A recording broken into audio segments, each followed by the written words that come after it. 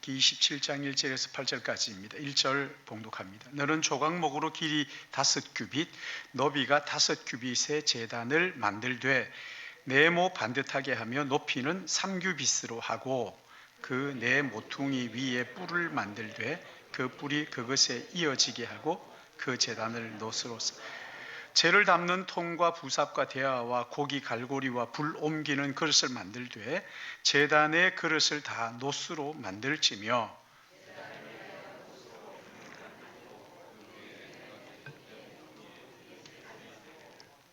그 물은 제단 주위 가장자리 아래 곧 제단 절반에 오르게 할지며 채를 만들되 조각목으로 만들고 놋으로 살지며 제단 양쪽 고리에 그 채를 꿰어 제단을 매게 할지며 너비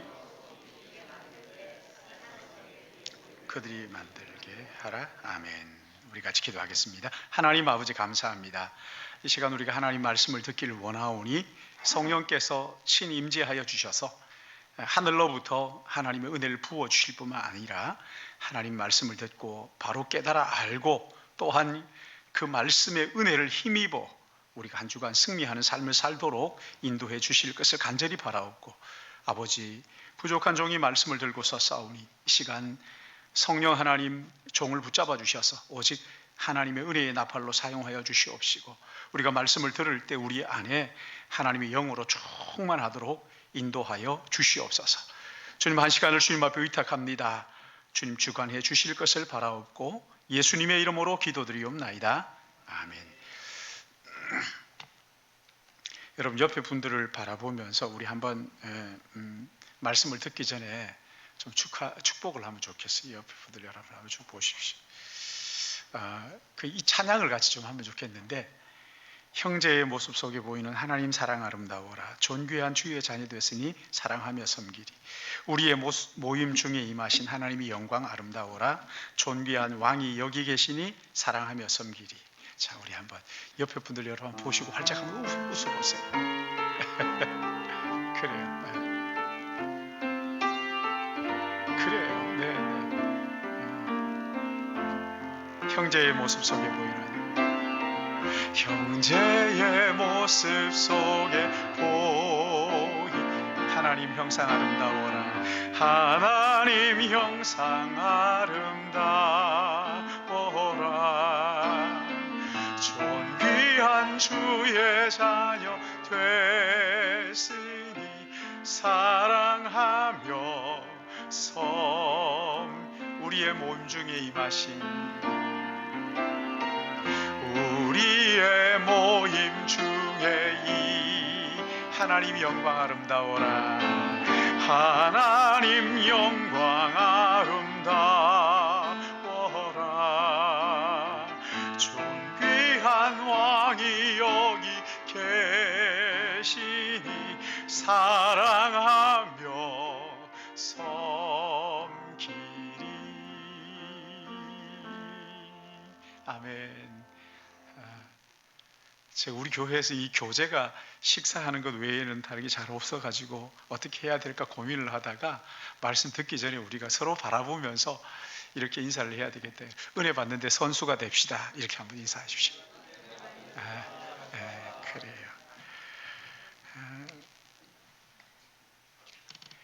그래요.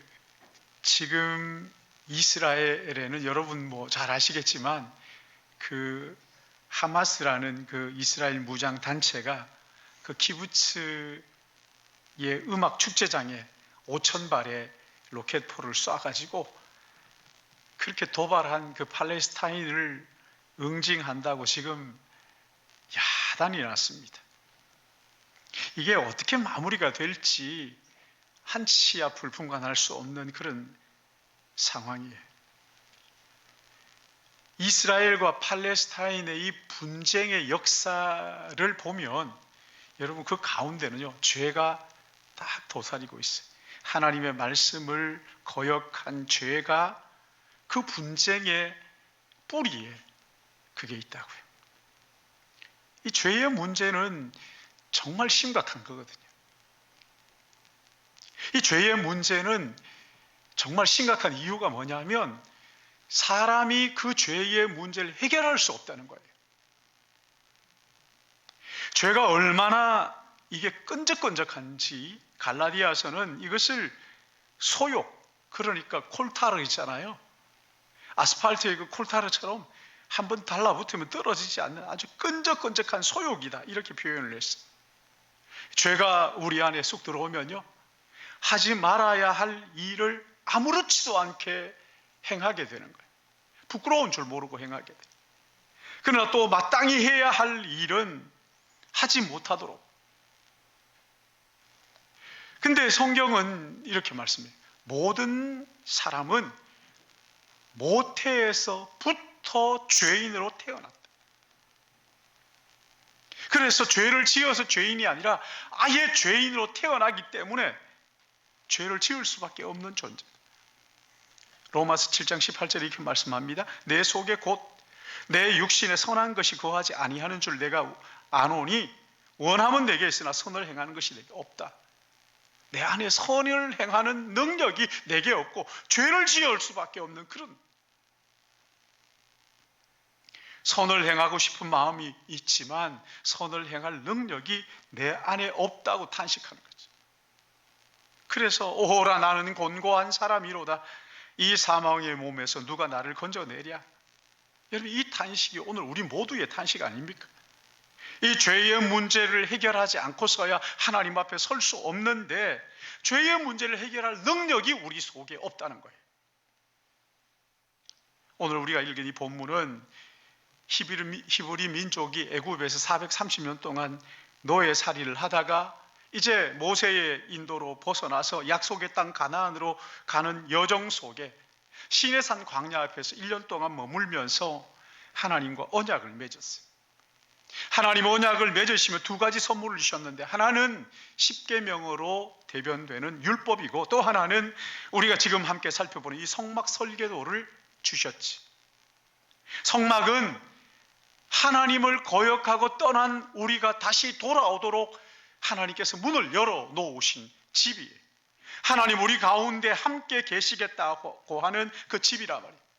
뿐만 아니라 예수 그리스도가 어떻게 우리의 죄의 문제를 해결해 주는지를 보여주는 하나의 예표이기도 하고, 동시에 오늘날 교회가 무엇인지를 보여주는 그림자라고 그렇게 말씀을 하셨습니다. 그래서 우리가 이 성막을 제대로 이해하면 우리의 죄가 어떻게 용서받는지를 알게 되는 거란 말이죠. 그리고 그 죄를 이기고 영생을 누리며 이 땅에 살 수 있다, 그렇게 말씀을 하시는 것이죠. 여러분, 먼저 이 성막 보십시오. 동쪽으로 난 문을 열고 쑥 들어가면 가장 먼저 눈에 들어오는 것이 뭐예요? 번제단이에요. 번제단. 예, 저기 보시면 문을 열고 들어가면 불타오르는 저게 번제단이에요. 번제단은 그 제물을 잡아가지고 거기에서 불태우는 거예요. 피를 흘리고 불태우고. 그러니까 이 번제단은 우리에게 우리의 죄가 어떻게 해결될 것인가를 보여주는데, 피를 흘리고 불의 탐으로 우리의 모든 죄가 해결될 것이라는 것을 이 번제단이 우리에게 보여주고 있는 거예요. 여러분, 번제단은 2m 50, 2m 50 해서 높이는 1m 50, 그렇게 네모 반듯하게 저렇게 만들었어요. 거기서 제사를 드리는데, 여러분, 이 제물은 누가 가지고 옵니까? 자기가 죄인이라고 생각하는 사람이 제물을 가지고 오는 거예요. 하나님 앞에 죄를 범한 사람이 자기가 그 제물을 가지고 오는데, 그 제물이 뭐냐? 소가 될 수도 있고 양이 될 수도 있고 염소가 될 수도 있고 그 제물을 가지고 와요. 그러면 그 사람이 그 제물 위에 가지고 와서는 그 번제단 앞에서 제물 위에 손을 올리고 안수합니다. 이 안수는요, 이 제물과 내가 하나다라는 그런 의미예요. 그 안수를 하는 거예요. 그리고는 그 제물에다가 나의 모든 죄를 뒤집어 씌웁니다. 그리고 제물을 잡죠. 그 피를 받아가지고는 그 제단에다가 뿌립니다. 그리고 살은 번제단에 가지고 완전히 활활 타오르는 불에 넣어가지고 완전히 제가 될 때까지 불태우는 거예요. 그러니까 안수하고 나와 너는 하나다 안수를 하고, 그리고 나의 모든 죄를 그 제물에게 뒤집어 씌우고 잡아가지고 그 피를 제단에다가 뿌리고, 그리고 그 몸은 불태운단 말이죠. 그러니까 여러분 생각해 보세요. 지금 제물에게 안수를 하면서 너와 내가 하나다 했으니까 이 제물이 죽은 것은 곧 누가 죽었다는 이야기예요? 그 내가 죽었다는, 제물을 가지고 온 그 내가 죽었다는 거예요. 그리고 내 몸이 불타 희생되는 거예요. 근데 놀라운 것은 성경은 이 번제단에서 일어난 이 일을 예수 그리스도의 십자가를 보여주는 그림자다, 이렇게 말씀을 합니다. 번제단에서 피 흘리고 불태워진 이 제물은 인류의 모든 죄를 위하여 십자가에서 물과 피를 다 흘리시고 돌아가신 예수 그리스도를 보여주는 그림자다, 그렇게 말씀하시는 거예요. 여러분, 이 번제단을 가만히 생각하면 예수 그리스도가 여러분 정말 생각이 나시느냐고요. 여러분, 이 번제단은요 안 만들어도 되잖아요. 이거 왜 만드셨는가? 이건 하나님의 성품이 그 속에 담겨져 있어요. 하나님의 성품은 절대로 죄를 용납할 수 없는 공의로운 분이시라. 그래서 죄를 지으면 누구를 막론하고 반드시 그 죄의 값을 치러야 되는데, 죄의 값은 죽음이란 말이죠. 죄 지은 당사자가 반드시 죽어야 죄의 문제가 해결이 된다고 말합니다. 근데 하나님은 공의로우시기도 하시지만 사랑이시기 때문에 이 죄인을 죽이지 않고 살리고 싶은 거예요. 그래서 한 가지 방법을 만들었는데, 그게 뭐냐면 반드시 벌을 주되 그러나 죄인은 살리는 방법, 희생 제물을 대신 죽도록, 그래서 불태워지도록 그렇게 하신 거예요. 여러분, 여기 이 번제단에서 하나님의 두 가지의 성품이 나타나죠. 하나는 하나님이 절대 죄를 용서할 수 없고 용납할 수 없다는 그 공의로우심이 나타나는 거예요. 그런가 하면 또 하나는 하나님의 사랑이, 죄인을 사랑하셔서 구원하시기 원하시는 하나님의 사랑이 그 번제단에서 나타난 거예요. 근데 오랜 시간이 지나고 신약에 와서 그 똑같이 하나님의 공의와 사랑이 드러난 곳이 있는데, 그것이 뭐냐? 예수 그리스도의 십자가라는 거예요. 예수 그리스도가 희생 제물로 우리를 대신해서 십자가에 죽으심으로 하나님의 공의가 드러났어요. 그러니까 하면 대신 죽으신 예수 그리스도 희생 제물 때문에 죄인인 우리가 믿음으로 살아났다는 거예요. 그래서 거기에 하나님의 사랑이 드러납니다. 이 번제단을 통해서 하나님의 공의와 사랑이 드러난 것처럼 십자가를 통해서 하나님의 공의와 사랑이 동시에 드러나게 되는 거예요. 여기 피 뿌린다는 것은 죽음을 말하는 거죠. 불태운다는 것은 희생과 헌신을 말하는 거예요. 그러니까 이 희생과 헌신이 예수 그리스도 안에서 이루어지고 십자가에서 하나님의 그 사랑과 공의가 분명하게 드러났다. 그래서 갈라디아서 3장 13절은 이렇게 말씀합니다. 그리스도께서 우리를 위하여 저주를 받은 바 되사 율법의 저주에서 우리를 속량하셨으니 기록된 바 나무에 달린 자마다 저주 아래 있는 자라 하였습니다. 여러분, 원래 누가 죽어야 된다고요? 죄인인 내가 죽어야 되는데 그 자리에 지금 누가 대신 죽었어요? 어린 양이신 예수 그리스도, 그분이 대신 죽었다. 그래서 우리는요, 이 번제단을 생각할 때 예수 그리스도의 그 십자가의 죽으심을 기억해야 돼요. 여러분, 여기 속량이라는 이 말은 값을 대신 지불했다, 그런 얘기입니다. 예수님의 죽으심이 우리의 죄의 값을 대신 지불했다. 그러니까 여러분, 어느 식당에 내가 다니는데 식당의 외상값이 너무 많아가지고 이젠 부끄러워가지고 도무지 갈 수가 없는 거죠. 갚을 능력도 안 되는 거죠. 근데 어느 날 갔더니만 누가 그 값을 다 갚아준 거예요. 나의 외상값을 다 갚았어. 여러분, 이걸 가리켜서 속량이라고 말하는 거예요. 속량. 예수님께서 십자가에 달려서 나를 대신하여 저주를 받으심으로, 죄의 값으로 저주를 받으심으로 내 모든 죄가 예수님에게로, 예수님의 모든 의로우심이 나에게 전가되는 것. 참 너무 놀라운 것 아닙니까? 예수님의 그 의로우심이 내 모든 죄가 용서되는 것뿐만 아니라 예수님의 의로우심이 나에게 고스란히 그렇게 뒤집어 씌워진 거지.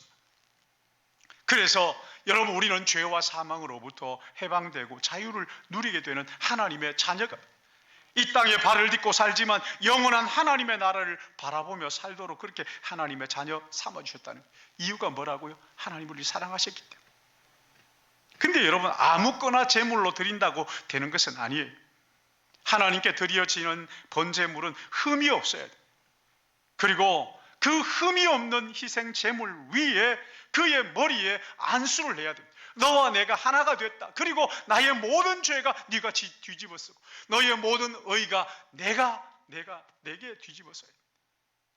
안수를 하는 거죠. 여러분, 이 안수라는 것이 바로 그런 거예요. 이 제물과 내가 하나입니다.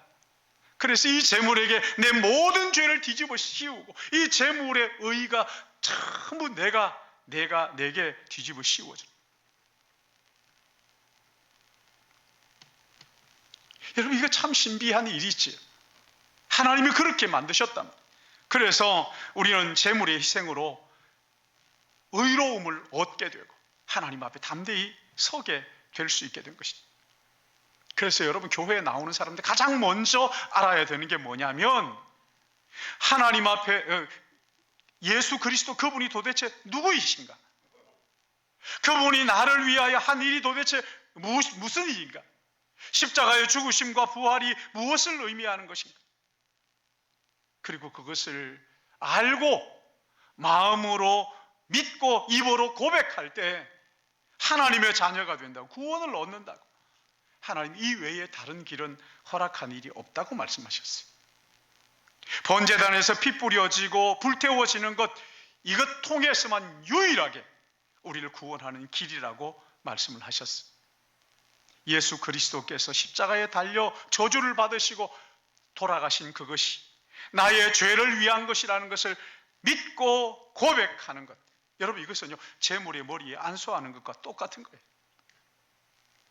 우리가 예수 그리스도를 나의 구주와 주님으로 믿고 고백할 때 나의 모든 죄가 예수 그리스도에게로, 예수 그리스도의 그 의가 우리에게 전가된다는 거예요. 그러니까 쉽게 말하면 그런 거예요. 내 모든 외상값, 내가 갚을 수 없는 그 어마어마한 외상값이, 거기에 이름이 바꿔지는 거예요. 예수님의 장부에 그 모든 빚이 기록이 되고 내 장부에는 예수님의 의가 다 기록되는 것이 예수를 믿는 순간 우리 안에 일어나는 것을 믿으시기 바랍니다. 예수 그리스도의 피와 예수 그리스도의 희생으로 말미암아 우리가 용서받고 하나님 앞에 서게 된다 하는 것을 이 번제단이 우리에게 보여주는 것이 또 하나 있습니다. 번제단이 우리에게 알려주는 것은요, 성령의 능력으로 우리가 죄로부터 자유를 누리게 된다 하는 것을 이 번제단이 보여주는 거예요.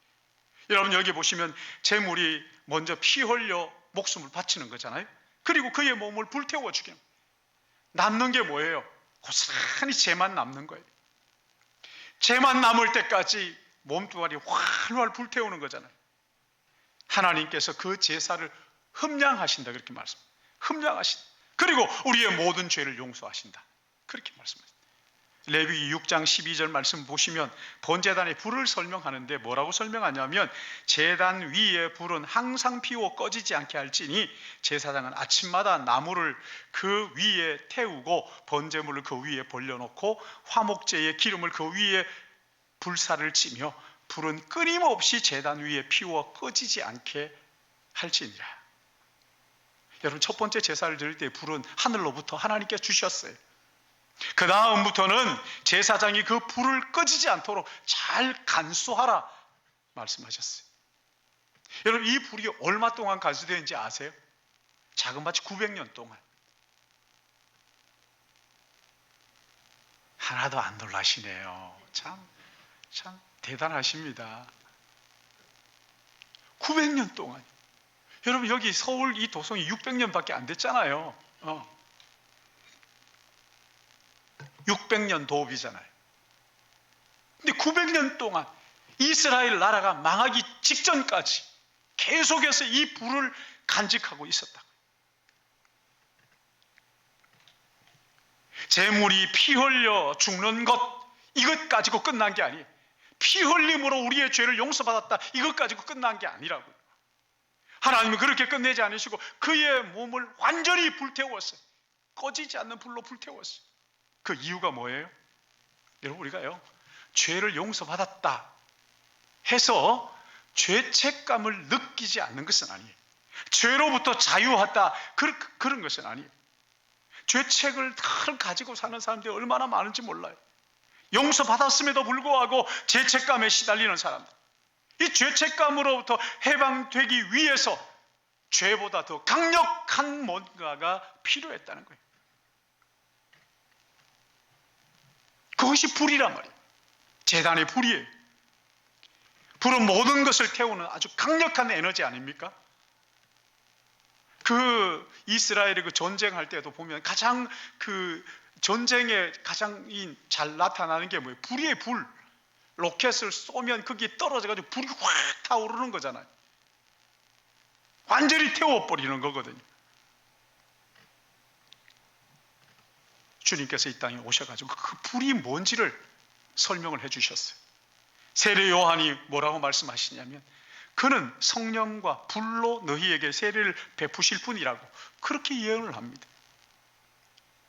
주님이 이 땅에 오실 때 불을 가지고 우리 오셨다는 거예요. 여러분, 여기 불과 성령과 불, 이것은 같은 말의 반복이에요. 불 곧 성령, 성령 곧 불, 이렇게 말하는 거예요. 예수 그리스도를 믿는 모든 사람들에게 이 불 같은 성령을 주님께서 그 마음에 허락해 주셨어요. 그래서 로마서 8장 1절에 그렇게 말씀합니다. 그러므로 이제 그리스도 예수 안에 있는 자에게는 결코 정죄함이 없나니, 그 이유가 뭐예요? 이는 그리스도 예수 안에 있는 생명의 성령의 법이, 생명의 성령의 능력이 죄와 사망의 능력에서 너를 해방하였느니라. 여러분, 이 법이 얼마나 무서워요. 제가 운전하고 가다가 초등학교 앞을 지나가는데 조금 빨리 훅 지나갔나 봐요. 그 딱지가 날라왔어요. 법을 어겼다. 거기에 30km인데 네가 50km로 갔다. 이래가지고 그걸, 여러분, 그거 어떻게 할 수가 없는 거예요. 법이에요, 법. 근데 이 법보다 더 강력한 게 뭐냐? 성령의 능력이라. 우리 주님이 보내신 성령의 능력, 이 능력은 죄와 죄책으로부터 우리를 자유하게 하시고, 우리의 마음속에 있는 모든 죄책으로부터 우리를 자유하게 하시고 해방시키는 능력인 것을 여러분 믿으시기 바랍니다. 믿으시기 바랍니다. 네. 교회에서 안수 집사님 한 분이 계셨는데 이분이 담배를 도무지 못 끊는 거예요. 아무리 담배를 끊으려고 노력을 해도 그때뿐이고 이게 실행이 안 되는 거예요. 근데 어느 날 설교를 듣는데 목사님 그러시는 거예요. 여러분, 우리의 죄는 우리 힘으로 끊을 수 없습니다. 성령의 도우심을 받아야 합니다. 성령의 불이 임해야 합니다. 그러므로 성령의 능력이 임하면 죄를 끊을 수 있도록 기도하시기 바랍니다. 한 번만 기도하지 마시고 끊어질 때까지, 성령의 불이 임할 때까지 계속 갈망하며 기도하십시오. 성령이 반드시 도와주실 것입니다. 근데 그렇게 몇 주가 지났는데 어느 주일에 말씀을 듣는데 그날따라 마음이 감동이 되면서 예배 드리는 내내 눈물이 그렇게 나더라는 거예요. 예배 드리는 내내 눈물을 흘리고 교회 바깥으로 나오는데 교회 문 앞에 깜짝 놀랐어요. 예수님이 거기 서 계신다. 근데 그 예수님이 눈물을 흘리는데 그 눈을 자세히 보니까 그 눈물이 새카만, 그러니까 담배에 중독된 니코틴 눈물이 이렇게 흐르더래요. 환상을 본 거죠. 환상을 본 거죠. 그날 이후로 너무 이상하게 그날 이후로 담배만 쳐다보면 구역질이 나오더래요. 그래서 담배를 끊었다는 거예요. 담배를 끊고 정말 너무나 행복한 그 삶을 살았다, 이렇게 얘기를. 사랑하는 여러분, 죄는 우리 힘으로 끊을 수 없어요. 그러나 예수님을 믿을 때 거룩한 성령이 우리 안에 오셨어요. 그분의 능력으로 죄를 끊을 수 있고 죄를 이길 수 있는 것을 믿으시기 바랍니다. 성령의 불로 우리의 죄의 책을 태우고 회복시켜 주십니다. 그러니 사랑하는 여러분, 이 성령의 도우심을 구하기 바랍니다. 나도 성령의 능력으로 죄를 이기게 하여 주시옵소서. 그래서 죄를 이기고 구원과 용서의 이 감격, 죄책으로부터의 구원의 감격을 누리는 우리 믿음의 가족들 되시기를 축복합니다. 마지막으로 한 가지 더 생각할 것은요, 우리는 그렇게 성령의 능력으로 죄책을 이기는 것뿐만 아니라 기도의 능력으로 하루하루 새 삶을 살게 하신다는 거예요. 여러분, 여기 번제단을 자세히 보시면 네 모퉁이에 뿔이 달려 있습니다. 뿔, 저기 보세요. 뿔, 뾰족 튀어나온 뿔이 황소뿔처럼. 근데 열왕기상을 보시면 아도니아가 반역을 하잖아요. 그러자 다윗이 그를 잡아오라고 근데 죽지 않으려고 제단으로 들어가가지고 뭘 했냐면 제단 뿔을 붙잡았어요. 뿔을 붙잡았어요. 그래서 잡아가지를 못했죠. 그래서 이 제단 뿔은 한 번 용서받은 사람이 끝까지 하나님이 지키고 보호하시겠다는 약속이 저게 담겨져 있는 거예요.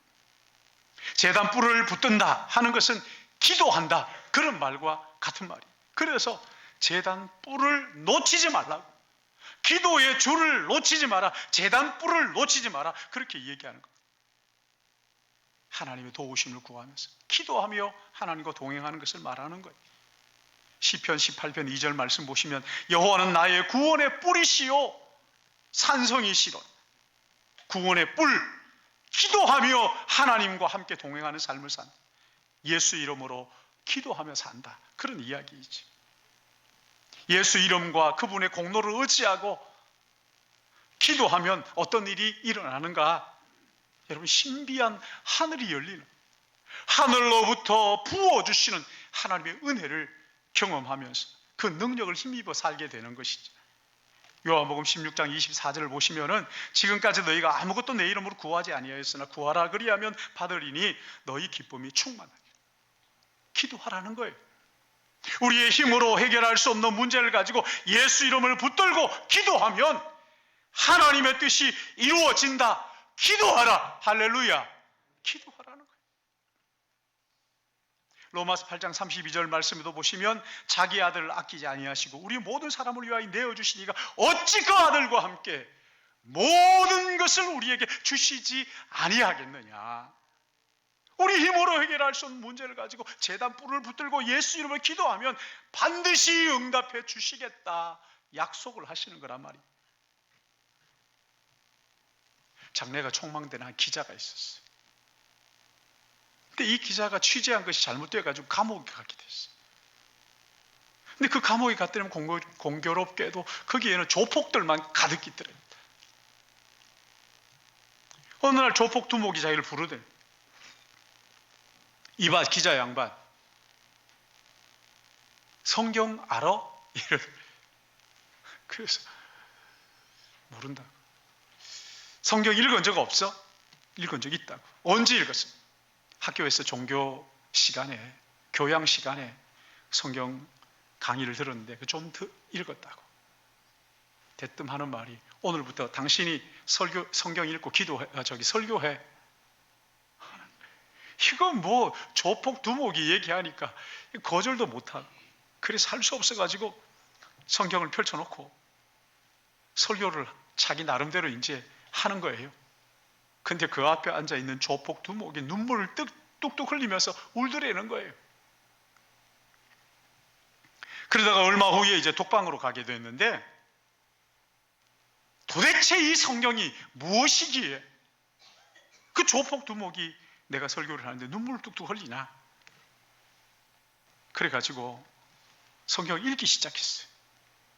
이분의 표현으로는 성경에서 걸어 나오신 예수님을 만났다는 거예요. 성경에서 걸어 나온 예수님을 만났다. 그리고 자기가 그 예수님 앞에서 회개하는데, 하나님, 제가 이렇게 얄팍한 지식을 가지고 사람들을 호도해서 이 죄를 어떻게 합니까? 하면서 거기에서 울면서 회개하기 시작했어요. 그리고는 기도해요. 근데 희한하게도 하나님께서 그렇게 기도한 얼마 후에 자기가 잘못 취재한 그 문제가 다 해결이 되고 석방이 된 거예요. 출소하게 되자 아내와 함께 교회 나가기 시작합니다. 그리고 이제 그 기자에서 잘렸으니까 할 일도 없고 어떻게 할까 하다가 글을 쓰기 시작하는 거예요. 7년 동안 하나님 앞에 날마다 기도합니다. 하나님 아버지, 제가 이 글을 쓰는데 이 글이 한 10만 부만 팔리면 하나님께 영광 돌리지 않겠습니까? 이러면서. 근데 여러분, 이 책이 자그마치 이거 할 때 놀라셔야 되거든요. 10만 부가 아니라 150만 부가 팔렸어요. 150만 부가 팔렸어요. 그리고 누적 판매량이 300만 부예요. 그 책이 뭐냐면, 자기 살을 뜯어가지고 자녀에게 새끼에게 줘서 살리는 그 물고기 있잖아요. 가시고기 이야기. 그 이야기를 통해서 아버지의 사랑을 담은 그 저자, 가시고기의 저자 조창인 작가의 간증이에요. 그 사람이 고백합니다. 하나님은 지금도 살아계십니다. 하나님은 지금도 살아계십니다. 그 하나님 앞에 자기의 한계를 솔직하게 인정하고 하나님께 기도하면 우리 삶을 반드시 그분이 책임져 주십니다. 그렇게 이야기하셨어요. 여러분, 번제단에서 많은 희생 양들이 피 흘려 불태워졌어요. 그것은 우리의 죄를 위하여 피 흘려 주시고 몸을 불태워 주실 하나님의 그 공의와 사랑을 전하는 예수 그리스도의 그림자. 몸이 불태우는 것으로 끝나지 않고 우리가 예수 믿을 때 우리 안에 성령을 보내주셔서 우리로 하여금 죄의 세력을 이기도록, 성령의 능력으로 이 죄의 세력을 이기고 죄와 사망으로부터 해방되어서 자유를 누리도록 은혜를 주셨단 말이죠. 그리고 누구든지 이 제단 뿌리 되신 예수 그리스도 이름을 붙들고 기도할 때 하나님께서 우리의 삶을 책임져 주신다는 것을 이 번제단을 통해서 오늘 우리에게 보여주고 계시는 거예요. 사랑하는 여러분, 이 말씀을 듣는 것을 끝내지 마시고 나를 사랑하시는 그 하나님의 공의와 사랑을 기억하시고 날마다 성령 충만함을 사모하며 예수 이름으로 기도함으로써 번제단의 용서의 이 감격을 경험하며 사는 우리 신일교회 믿음의 가족들 되시기를 예수님의 이름으로 축복합니다. 하나님 아버지, 오늘